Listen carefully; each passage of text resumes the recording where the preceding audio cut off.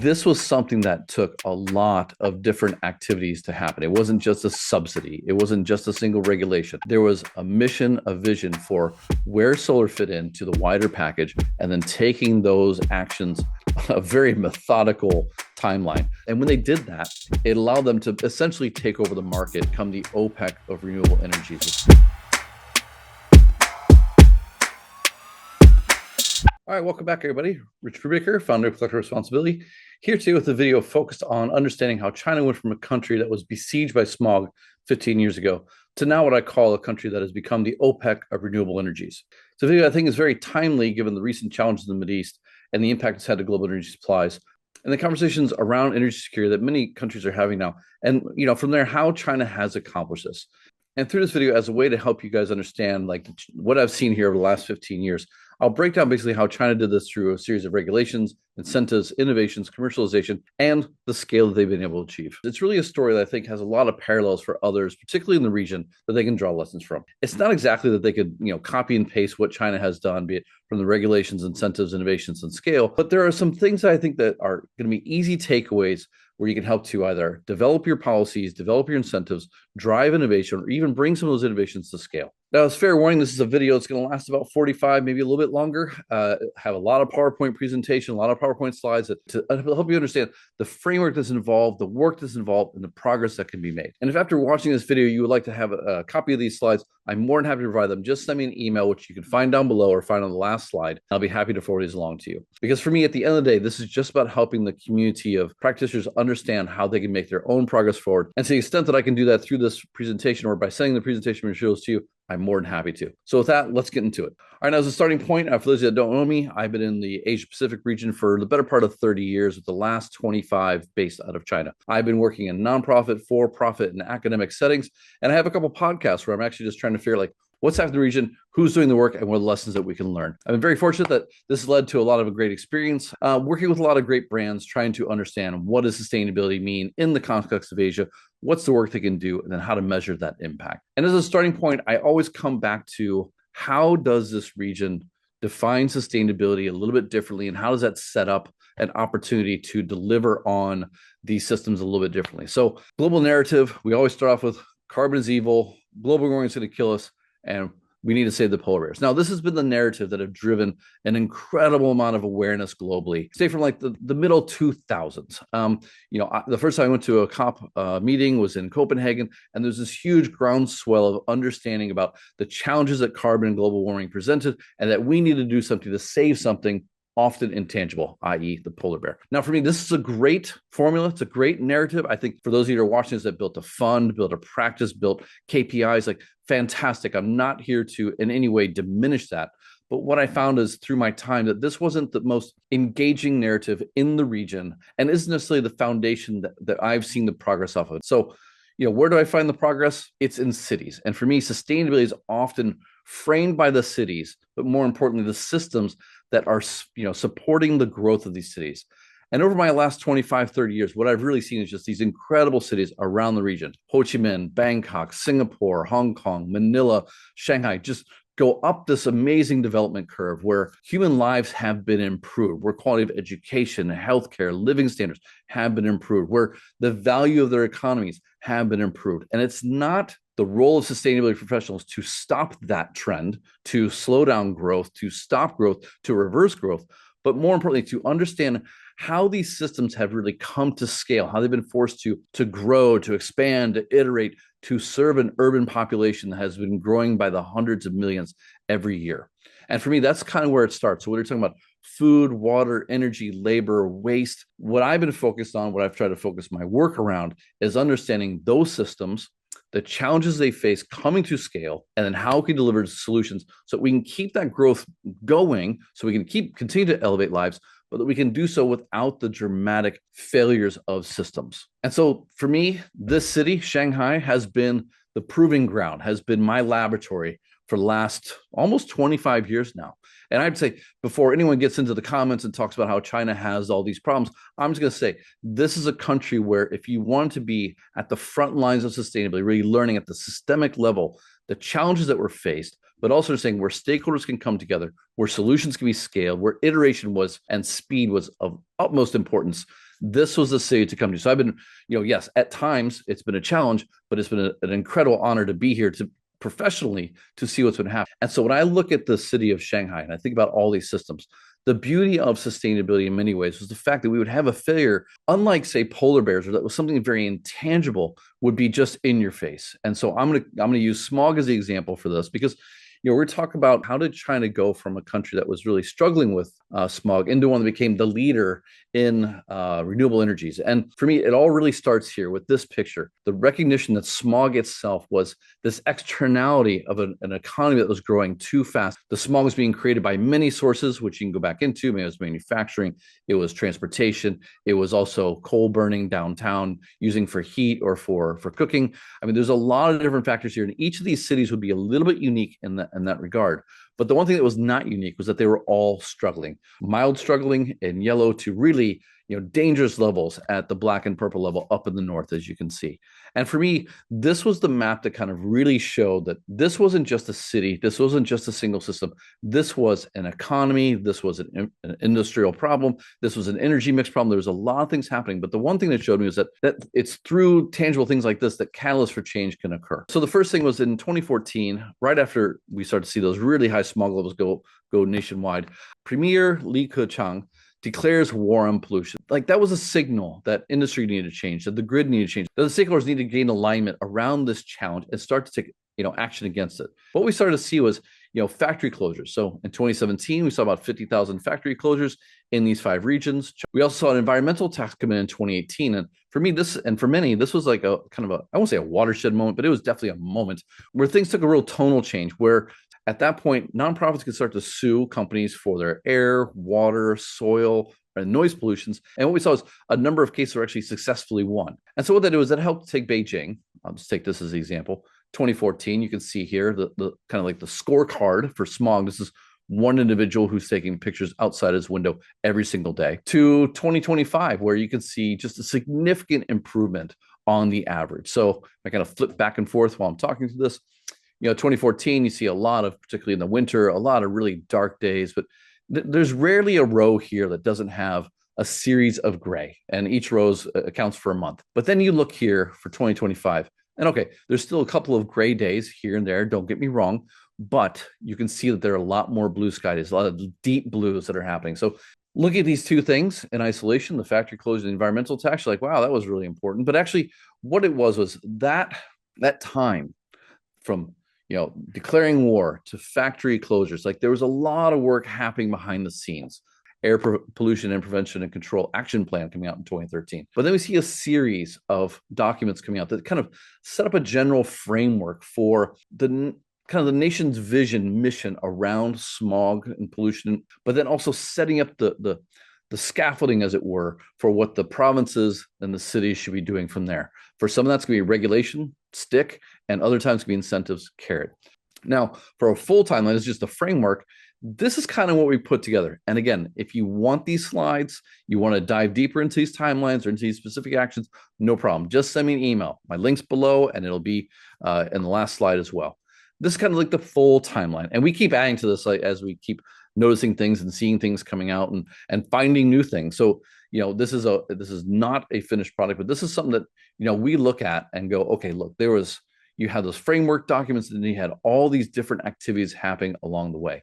There's just a lot of different activities happening that we're integrating along this timeline that I think are really important. So again, if you want more information, you want to dive into these more specifically, more than happy to send to you. But this is just to kind of show you like all the activities that are happening. Now, for me, that lays up at the same time, if we're talking like one of the main contributors to the smog that China was facing, it was the energy production system itself. It was an economy heavily reliant upon coal, about 77-78% of the time.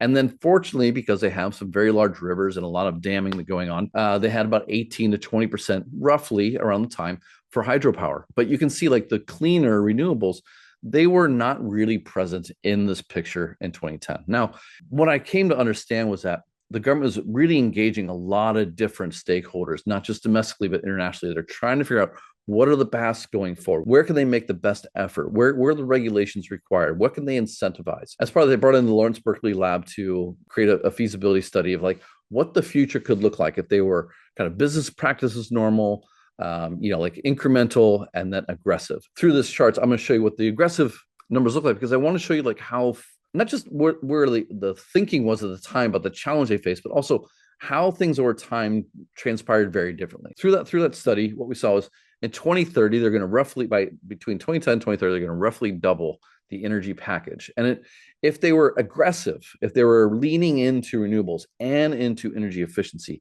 they can make significant gains on relying on the coal that they had. So they can move it from 77% to 53%. Now, this wasn't necessarily from a huge gain percentage-wise in hydro. You see 18 to 17. It was really in bringing on new technology. At the time, I think 2010, they're thinking nuclear. Now, this is before the Fukushima crisis, which really put all those plans on hold. But at the time, they also thought that wind would be a big portion, 10%, and solar would stay at 2%. So the initial plans were double the package, half roughly, the total coal involved, or bring down the total coal by about 1/3, bring on nuclear, and then continue to rely on hydro, and then grow wind. Like that was the general game plan. And if they did that well, by 2050, you would see something like this, where nuclear would continue to essentially replace all of the coal. They would go from 2% to 54%, and coal would go from 77% to 9%. And then you would see hydro roughly the same, 18, 17, 16 across those three timelines, with a total grid roughly at about 1,650 gigawatts, 2.5 to 3 times X of what they had in 2010. But wind would continue to pick up. So we go from, 2% to 10% to 16%, which is, solar stays at 2%. So again, they weren't really expecting much from solar itself. It was really going to come down to nuclear being number one, wind number two, going from 10 to 16%, and then solar staying at 2%. But here's what actually happened. So this is the 2025 pie chart. If you compare 2030 to this new chart, which has 1,330 gigawatts, first off, that 1,330 gigawatts, that was of renewable energy capacity available in 2025. Now, consider that report was thinking 1,650 in aggressive terms total for China's grid. And then if you look at the difference here, nuclear, which was thought to be in 2030 about 19%, end up at 4%. Again, Fukushima had a huge impact. Wind, which was 10% kind of planned, ended up being 28%. And solar, which was predicted at 2%, ended up being 32%, at least of the renewable energy. So, and what this chart, I think, hopefully will just show you is the fact that they are operating at a size, scale, and speed that just not just unprecedented, but unthinkable, even by the experts at the time. And so for me, that a lot of this comes down to the fact that, in 2014, they realized that they had a huge smog issue, that they need to really take action against the grid itself to make sure that they were bringing that stuff down. It wasn't about carbon. It was about smog. It was about energy efficiency, about energy production for a growing economy. And you can see how that plays out here in the chart. So 2005, 2010, 2015, you see some real sizable numbers. But it is, from 2020 and on, you start to see where you go from 25% of the grid, 35% of the grid being renewable to well past 50. And I believe it's about 53 to 55 right now, depending upon how hydro is going. And what you can see is of the new capacity being brought online, we're well past 50%. And again, a lot of that is actually wind and solar, the new additions. And for solar itself, which I will continue to maintain focus on, here's another timeline that I think will help you understand that this was something that took a lot of different activities to happen. It wasn't just a subsidy. It wasn't just a single regulation. There was a mission, a vision for where solar fit into the wider package, and then taking those actions kind of on a very methodical timeline to where they're now actually achieving, 32% of their total renewables being solar, which equates to about 16%, 18% of their total energy package being from solar itself. All this action leads to the expansion of investments. And so this is a solar basis in 2015, just kind of showing you representatively who was involved, and then how they were, building out. And then they also created integrated supply chains at the time. So they weren't just panel providers and buying things from outside and putting them together. They were really looking to domesticate all these technologies, all these innovations, the entire process of the supply chain, so that they could deliver at a fully integrated supply chain. This allowed for a lot of innovations to be shared through the different companies. And I can remember going into technology companies, telcos, solar panels at the time. And I would remember seeing scientists from vendors sitting in the panel provider. I would see that panel provider sitting within their customer. Like they were really trying to figure like, what are the problems that are faced along the supply chain? We will send our capacity up and downstream to learn. And then that was where a lot of the innovations came in. What I've seen is through this integration, actually what happened a lot of times was just a real clarity around the problem that was faced, the role of solar, to address that, and then the problems of the industry to be solved for. And it's just been kind of really, it's a methodical scientific process that's been happening. And through this, what you see is, the cell efficiencies have just gone through the roof. So 2008, 9, 10, we were talking about, God, we're lucky to get through 20% efficiency. I believe SunTech at the time was around 20, and that was their breakthrough characteristic. That was the moat that others said was their own. But now you can see, experimentally at least, you have some in the 50s.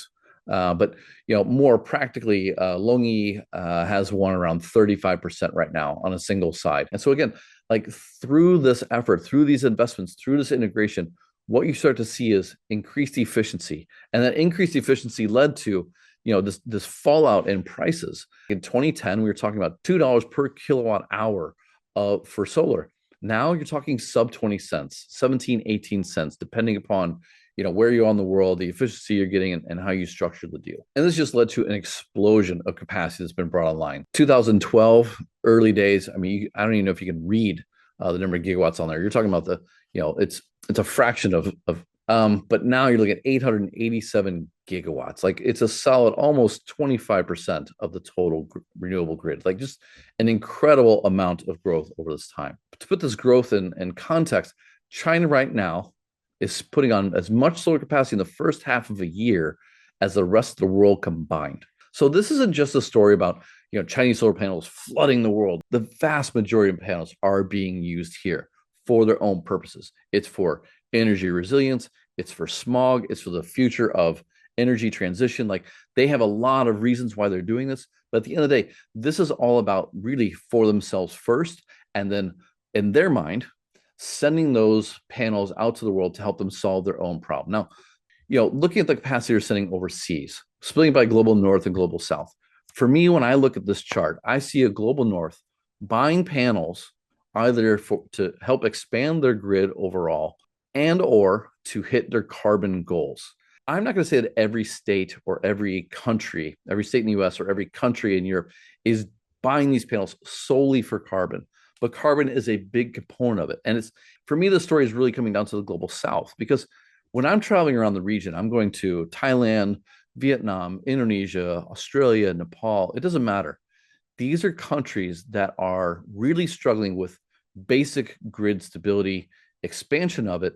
And for me, renewable has become much more interesting in the last 3 to 4 years, in part because energy pricing, energy instability, and more recently, as you can see through the energy crisis in the Mideast, they want self-reliance for themselves. The global north's conditions for buying these panels versus the global south for me has often been very different, where the global south kind of represents the practical. They are buying things because the grid can't grow fast enough. They don't want to bring on more coal because air pollution, because of other issues, but it's not driven by carbon, which for me, in many ways, is where the global north has been more biased. I'm not saying that they buy them solely because of carbon, but that is often a big factor in why they're buying it. If I think back to when solar took off in the global north, it was often linked to, aligned with carbon goals. That could be the early days where there was no necessarily like a voluntary goal that was set, just a general, we're going to make these commitments, to all the way through to Paris. But those two things, the carbon goals and then the need to transition to clean energy, really went hand in hand. And I feel like if I'm thinking about the global north and I'm thinking about those challenges, you go back to like the Xinjiang labor challenges and the supply chain restrictions that the EU and the US started to put on, like that's where we're starting to see like that curve bend. Like the challenge of renewable energy to be solved when it was just carbon was less important at some point than it was to be focused on the human conditions and labor rights. Now, again, not here to say they're right, wrong, or otherwise, but you can kind of see the behavior pattern changing. And if you get into these, you'll start to see where some of the leaders in the EU were starting to really back away because they were worried about the supply chain labor conditions. Where the global south, for me, very different, much more practical. At the end of the day, these solar panels solve real problems for them. It helps them clean the air. It helps them improve grid stability. It brings resilience overall. Like they don't have to import so much energy. They also have to dig up so much coal. Like they can start to use these as a way to grow their economy, grow it more cleanly, and grow it more securely. And for me, that's what they're buying it for. And this Mideast crisis is only going to exacerbate that. And I know, like, when I'm talking to Thai entrepreneurs, Vietnamese entrepreneurs, Filipino entrepreneurs, Indonesian entrepreneurs who are in the solar space, like they are all right now just trying to scale as fast as they can because the conditions have started to really shift. In saying this is where I'm going to come and bring in the idea that China for me has become the OPEC of renewable energies with the next slide. And that shows up here, where what you can see is through this process, be it through its regulatory frameworks to curb smog, or it's that how smog really catalyzed entire industries around renewable energy and investments in renewable energies at a scale that we never thought were predicted. It allowed them to basically build that capacity to solve world problems, which has kind of created its own problem in the eyes of those outside of China. So it become, in my view, the OPEC of renewables because they were solving for these real problems. And that allowed them to really just drive through and to build out this infrastructure, to build this integration, to focus on innovation and technologies that would solve these problems for themselves. And when they did that, it allowed them to essentially take over the market for many of these things. So if you look at the PV itself, wafer cells modules, it's almost entirely now in China or controlled by Chinese technologies. Wind, again, like you can see, maybe a third is overseas. So you have some North America, you have some Europe, you have some Central America, but a lot of that, again, like the components to the full installation to the services, they're going to be really tied back to Chinese innovation, Chinese firms, and Chinese infrastructure. And that bleeds into what I'll talk about next is, EVs and the batteries around EVs. Like you look at the electronic car, the battery, the cathodes, these are things that China has really prioritized because they've realized that they can really gain the most benefit from this as they integrate it and as they leverage it for themselves. Does that bleed out into the wider world? Does that mean that they're boxing out other competitors? Does that mean that other nations have to figure out what their strategy be? Of course. I mean, both things are true. And I think that the challenge is going to be, how can the world leverage the success of China to develop these technologies, to roll out these roadmaps, to move forward on to move forward? How can we align that with the need for countries to have security, not just in energy, but also in production and in innovation and their own economies?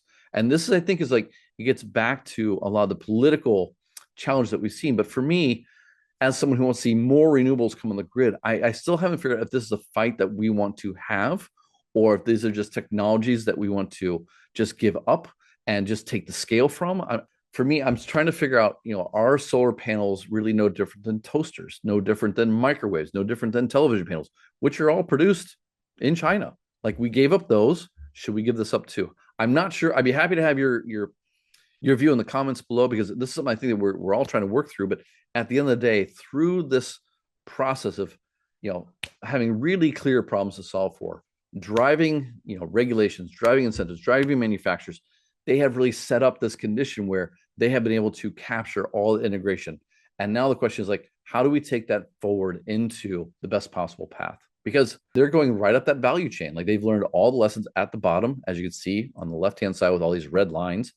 They're scaling that up into the higher value. And this is where now the conversation of the last 18 months has really taken an interesting shift, a shift that went from EVs are Tesla, super cool, but super niche and will never go anywhere, to now they are a threat to traditional automobile companies.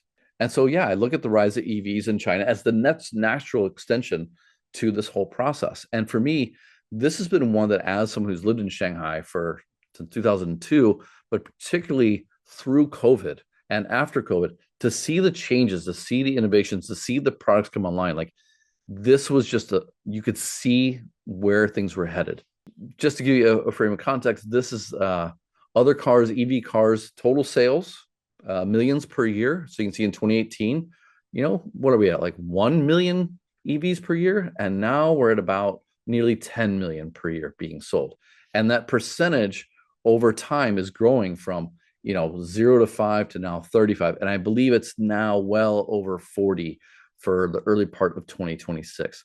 For a lot of foreign auto executives, and I was working with a couple of the big ones, it was in 2023, 2024, they really realized like they were in real trouble, because if you look at this chart, 2020, 2021, 2022, that was when the borders were closed. That first ramp up the hockey stick, the border was closed. And sadly, they weren't listening to their teams, which I know, particularly some of the German companies, they were screaming at headquarters. We are looking at a huge shift. The EVs are getting better. We're at serious risk if we don't take action.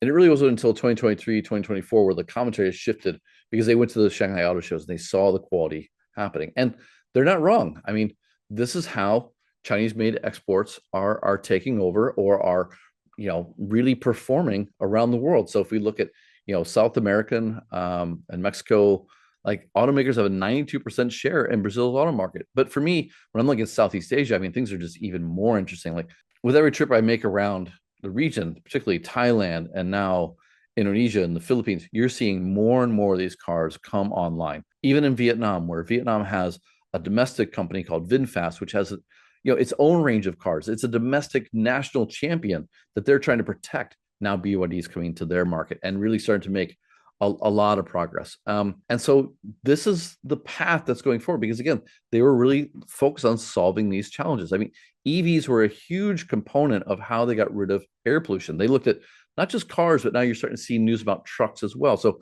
the lessons learned around batteries, propulsion, material design, all that, it's not just for the cars. If you're looking at the news recently, it's also in trucks. It's also in ships. There are now fully automated electronic ports that exist. And because I love timelines, here's the electric transport timeline. Now, again, if you want to see this in full, you want to spend time with it, send me an email. But it wasn't until 2010 when the first electric car launched in China. Now, again, I want you to kind of reset your frame here. Like, it's in 2010, like 15 years ago, the first EV car launched in China.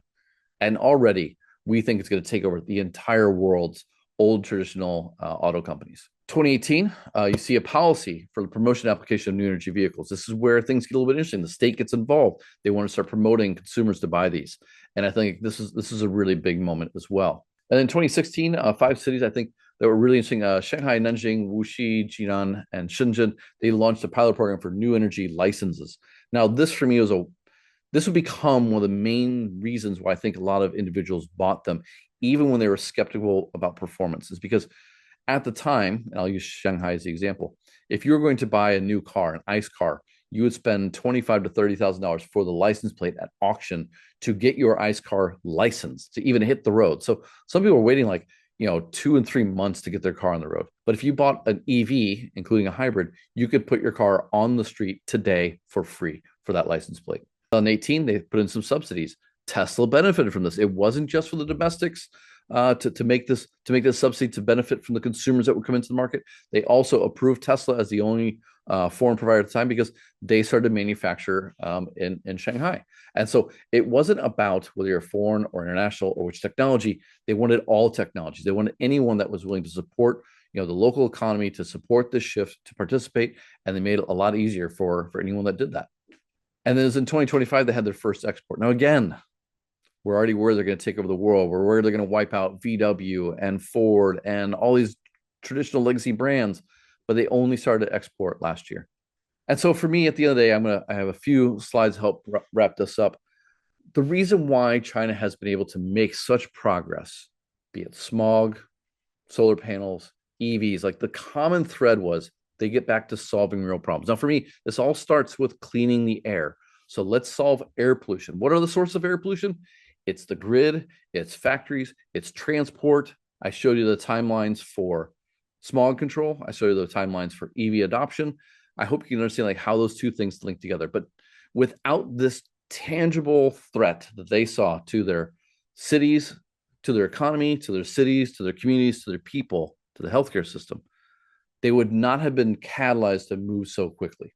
because at the end of the day, they were solving for a real problem. Now, I'm not saying the polar bear is not a real problem. I'm not saying that global warming is not a real problem. For them, what drove them was very practical, very local. And so, number one, they clean the air. Now, the air itself, as mentioned, it's got challenges when it comes to the industrial base, when it comes to your transportation, when it comes to your energy mix.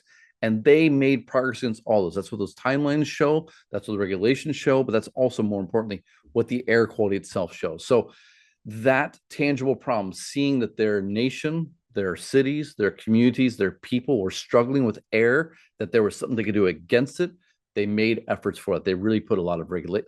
It took thought, it took investment, it took innovation, it took scale. But as you can see through this picture and through the pictures I showed before, progress was made. Second one, and I didn't talk too specifically around this, but when I came to China in 2002, China was a net exporter of oil. But now, as you would have heard in the news, they import somewhere around 80 to 85% from the Mideast. And my view has always been that as that number was creeping up, that they viewed that as a risk they did not want to defend. That they, a lot of, if you looked at the context of why they were taking on certain renewable energies, why they're moving at such scale and speed, it was in part because they were looking for security of energy. They didn't want to be subject to the political challenges that, say, the US was in the early 2000s. And so they really took that as a way to say, okay, we're going to take ownership over this. We're going to increase insulation for our economy's strength so we don't have to worry about global energy prices or even the access. And so as you see as you see here in the chart in 2020, 2023, it's pretty much a flat chart, even though the number of automobiles on the road and trucks on the road have been increasing. Now, I believe 2026, 2027, 2028, 29, 30, you're going to see a rapid decrease in the amount of imports.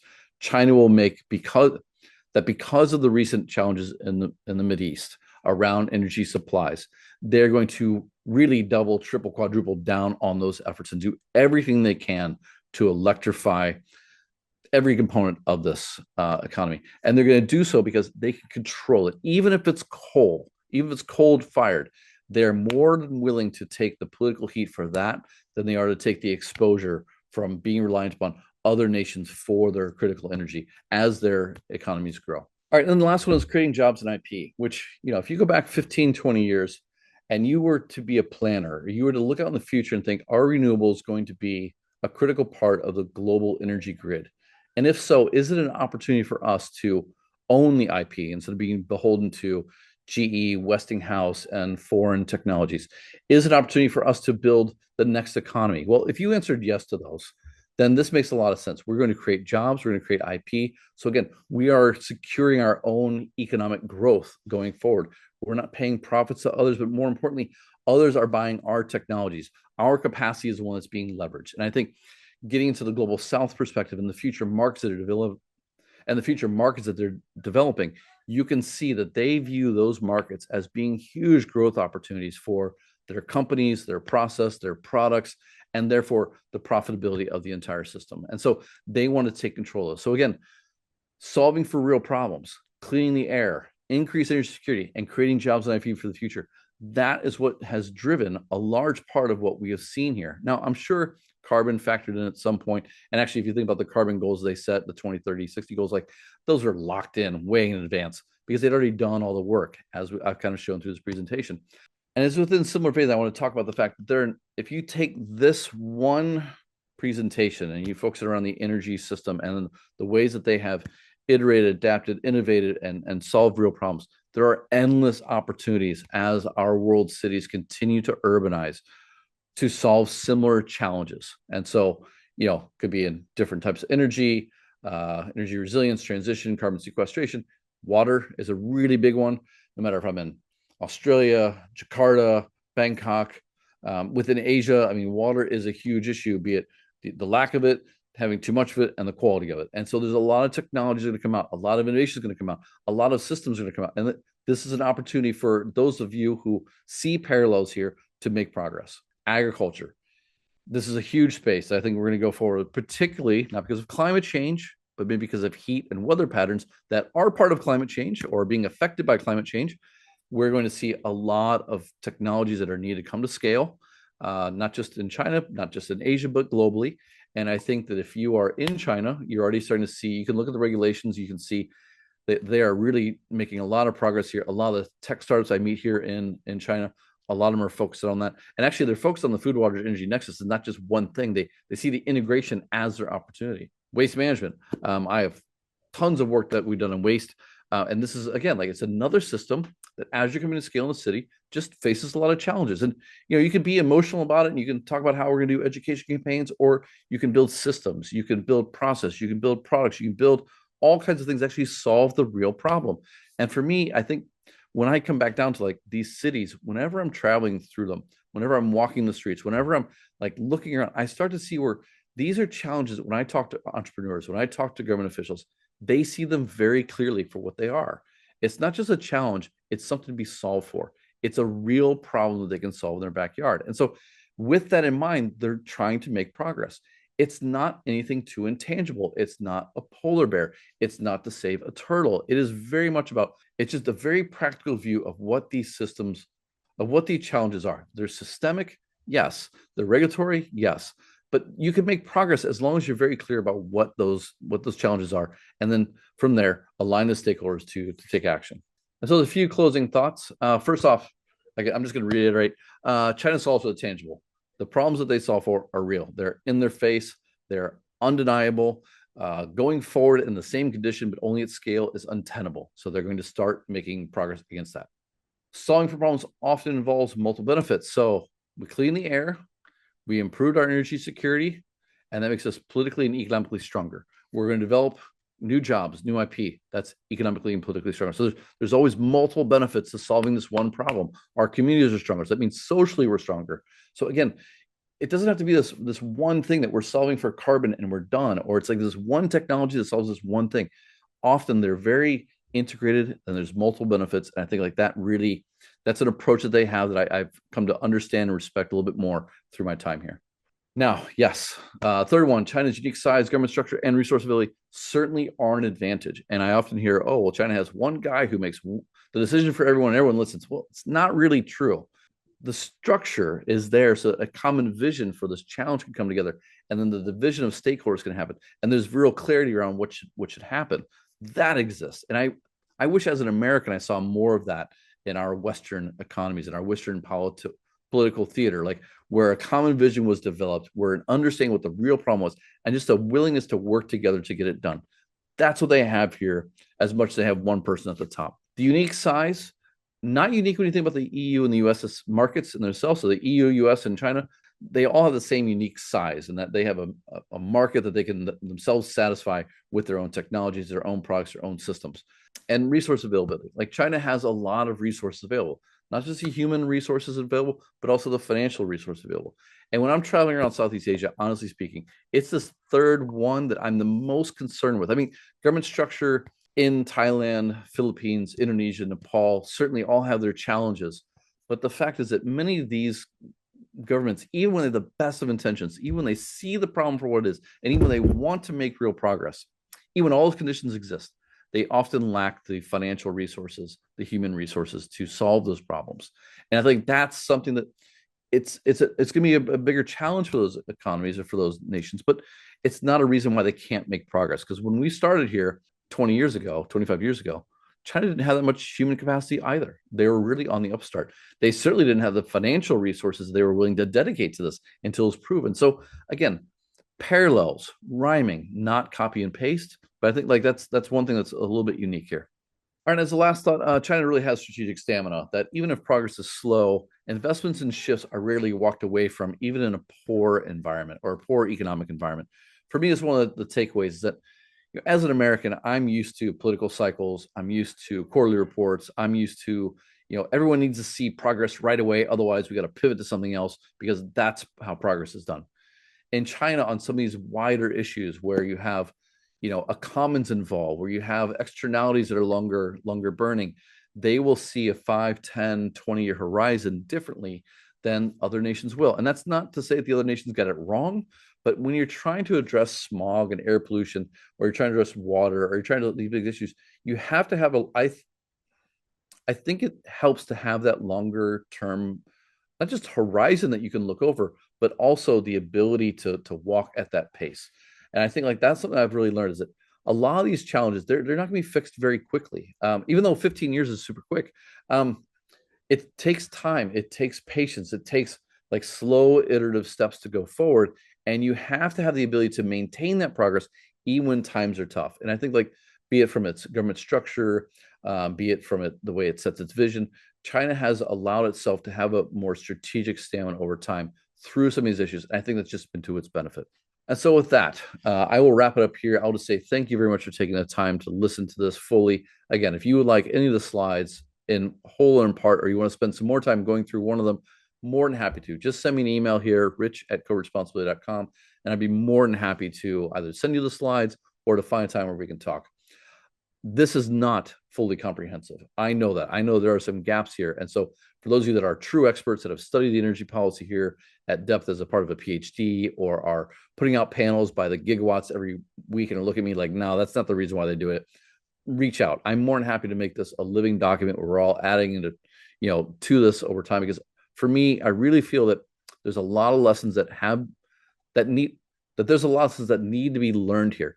Not because China is better than, equal to, or otherwise to other countries, but a lot of the countries I travel to, they are struggling with how to make progress. They're really linked back to either it's carbon that's their main driver, or they don't have the resource to get things done. But China's created a roadmap, regulatory, technological, financing, bringing it to scale. And I think there's things that we can learn from each other. So if there's a way that I can help beyond this presentation do that, I'm more than happy to. Just feel free to reach out at any time. So with that, thank you very much. Have a great week, and I look forward to continuing this conversation.